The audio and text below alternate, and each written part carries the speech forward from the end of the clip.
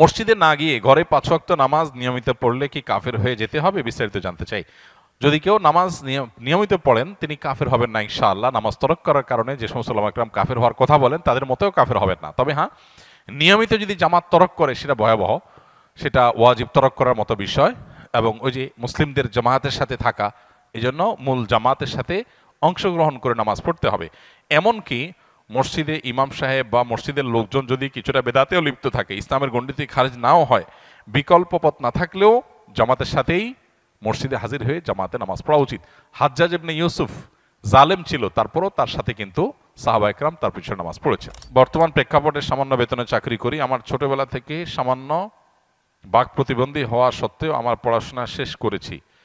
আমার এই সামান্য প্রতিবন্ধকতা চাকরির ক্ষেত্রে ব্যাপক প্রভাব লক্ষ্য করা যায়, তাই ছোটবেলা থেকেই চিন্তাভাবনা নিজের যোগ্যতা কিছু একটা উদ্যোক্তা হব। বাট পরিবারের চাপে কখনো সাহস পাই নাই।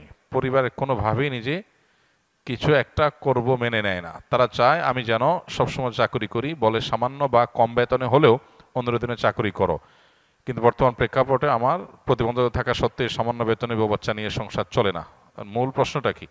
আমার প্রশ্ন হলো, আমি যদি পরিবারের কথা অমান্য করে বা না শুনে নিজেই কোনো কিছু শুরু করি, তাহলে পরকালে আল্লাহর কাছে আমার জবাবদিহি করতে হবে কিনা? দেখুন, এটা তো খুব কমন একটা বিষয় এবং সহজ একটা বিষয়।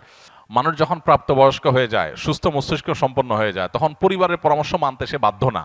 তবে যদি তার নিজের বিবেক বিবেচনার চাইতে পরামর্শ যারা দিচ্ছে তাদের বিবেক বিবেচনা বেশি গুরুত্বপূর্ণ মনে হয়, ভালো মনে হয়, ডিপ মনে হয় এবং সবাই পরামর্শ দেয়, তাহলে সেটাকে আমলে নেওয়া উচিত। মুসলমান পরামর্শকে গুরুত্ব দেওয়া উচিত, কিন্তু সে বাধ্য না। প্রাপ্তবয়স্ক মানুষ, সে কি ব্যবসা করবে না চাকরি করবে তার ব্যাপার। তবে হ্যাঁ, আবেগের কারণে আমি ভুল ডিসিশন নিতে পারি, সেক্ষেত্রে যে বিষয়ে কাজ করব সে বিষয়ে অভিজ্ঞদের সাথে পরামর্শ করে ডিসিশন নেব।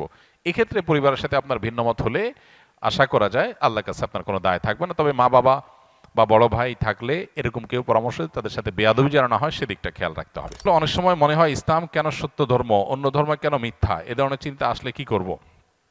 দেখেন, আমরা যখন চাষাবাদ করি শুধু ফসল হয় না, ফসলের সাথে আগাছাও হয়।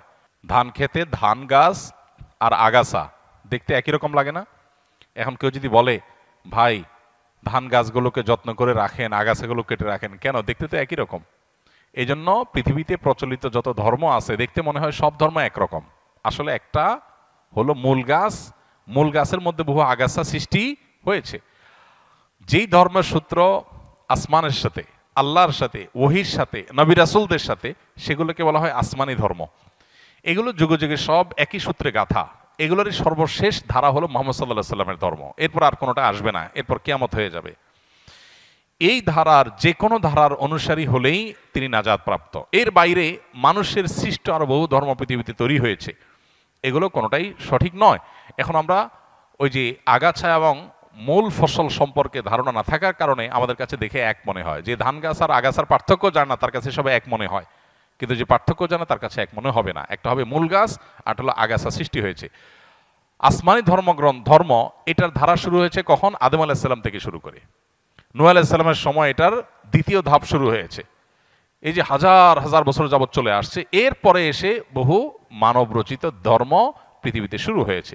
অতএব এগুলোর ভিতরে কোনটা আল্লাহর মনোনীত আর কোনটা আল্লাহর মনোনীত না, এটা বোঝাটা হলো গুরুত্বপূর্ণ। আল্লাহ কোরআনে বলেছেন না দিন ইনদাল্লাহিল ইসলাম, আল্লাহর কাছে একমাত্র মনোনীত দিন হলো ইসলাম।